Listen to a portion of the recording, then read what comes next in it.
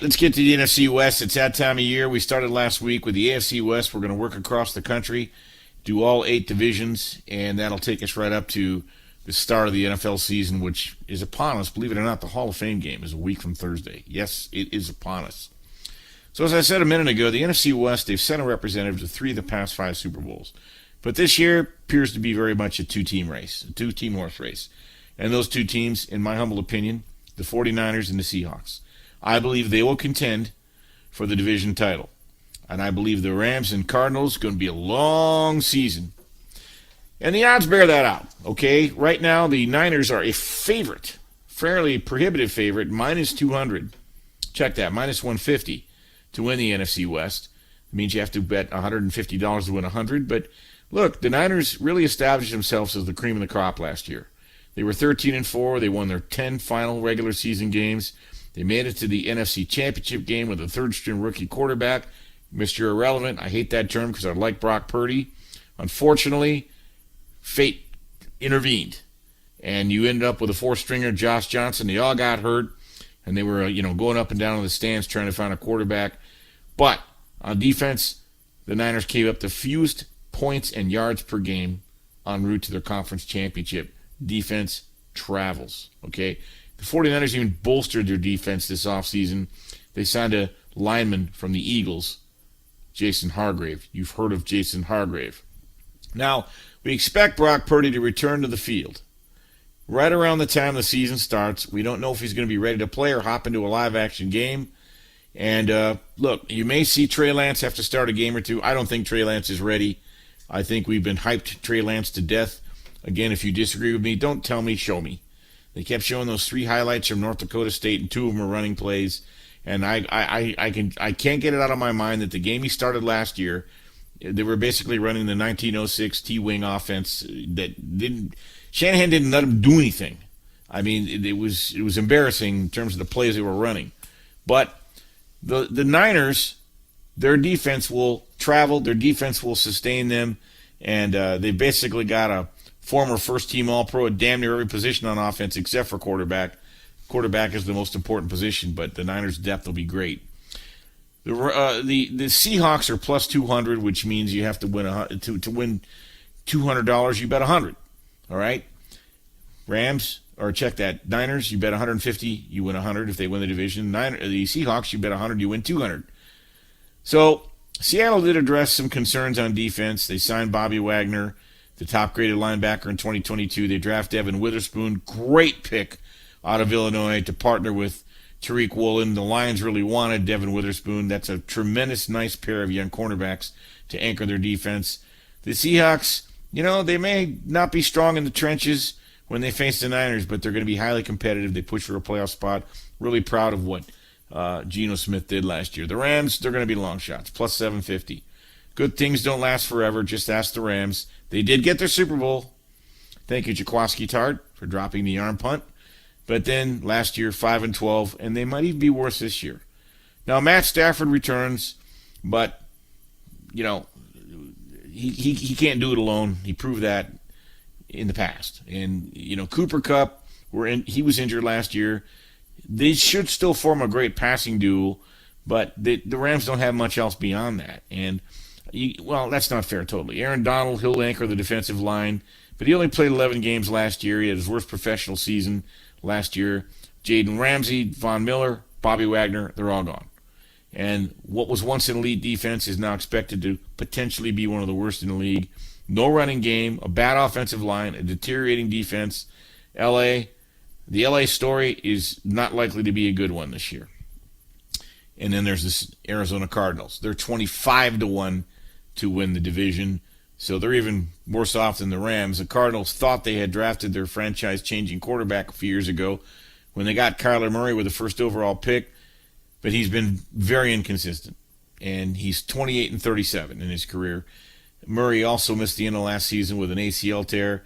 They're saying he won't return before week 5, and that's at the earliest. So Arizona could be one of the worst teams in the entire NFL this year. J.J. Watt retired. Buda Baker wants out, although I hear he is reporting to camp. And wide receiver DeAndre Hopkins, they released him, obviously, a long time ago, and he's latched on with someone else now. So Look, they did hire a defensive coordinator, and Jonathan Gannon, and he had as their new head coach, and he's debuting, so it's adding up to a long season in Arizona. All right, the Cardinals, they have their and Houston Texans first round draft picks in the 2024 draft, so maybe it's just a one season deal, and Arizona can get back to respectability. They were in the playoffs the year before last, which brings us to the team totals. And this is a popular futures market bet, the over-under on how many, what the number of wins a team will have and finish with the regular season. So let's dive into this. The Niners, their over-under is 10.5 wins. Look, they went 13-4 last year, the Niners did. They own, I believe, the best top-to-bottom roster in the league, despite losing 2 quarterbacks to injury. The Niners have proven they can win in virtually any scenario, and they can play smash-mouth football. They also got plenty of skill. Great on both sides of the ball. They can get in a shootout. They can beat you in a low-scoring battle. It's super bust. I believe it's Super Bowl for bust for the 49ers. I'll be shocked if the 49ers win less than 11 games. I would only go over the total of 10.5 wins. The key stat, the Niners have won double-digit games and reached the conference title game in 3 of their past 4 seasons. I don't see why this season is any different. Seahawks over-under only 8.5 wins. Now, they may have arrived ahead of schedule last year, but now they have legitimate playoff expectations as you head into this season. Love Geno Smith. Enjoyed a resurgent year. He was even mentioned in some MVP talks before he kind of tailed off at the end a little bit. And Pete Carroll, he's trying to rebuild the Legion of Boom. We're going to find out the key stat. The Seahawks have the 10th easiest strength of schedule in 2023. They also went 4-0 last year against the Rams and Cardinals, but they did go 0-2 against the Niners. Do they go over their win total of 8.5? Yeah, I think the Seahawks can go 9-8. Why not? The Rams over under 6.5. And I did mention Kupp and Stafford, but this might be the last year those guys are there, depending on how the season goes. The key is the Rams are just simply going to be outmatched at every position on the field, and they were awful in their metrics last year. They were 26th in rushing. They were 28th in point differential. They were 32nd in yards per game last year. Regardless, we'll see if Stafford and Kupp can help them. But the Rams were 5-12 last year. Did they win 2 more games this year with a worse team? Have to believe the Rams go under 6-5, under 6.5 wins. Goodness gracious. All right, by the way, the Rams had the 5th worst point differential in 2022, and they were only 3-6 in games Stafford started. Yep. Stafford was 10-65 in Detroit, by the way, against teams above 500. He got a Super Bowl, tip of the cap. But I got receipts, so we'll see what he does this year. Arizona, over under 4.5 wins. Oh boy. The Cardinals have the Super Bowl odds 200-1. And you got to be real optimistic to think 200-1. If you want to place your bet on that, you might as well let your money on fire, at least keep you warm.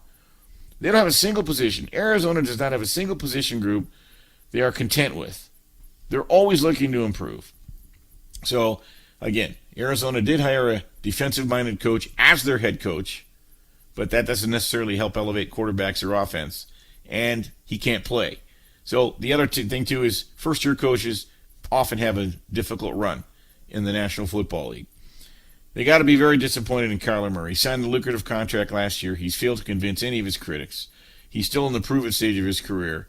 I don't think you can count on him for anything. And the key stat, the Cardinals gave up the second most points in the league last year, went 1-5 against their own division. I think I'd stay away. The Cardinals could go 5-12. I don't know if they're that bad. They only win 4 games this year. We shall see. But I do like the Niners to go over and the Seahawks to go over and the Rams to go under. Next week, we will shift to the NFC North. Coming up,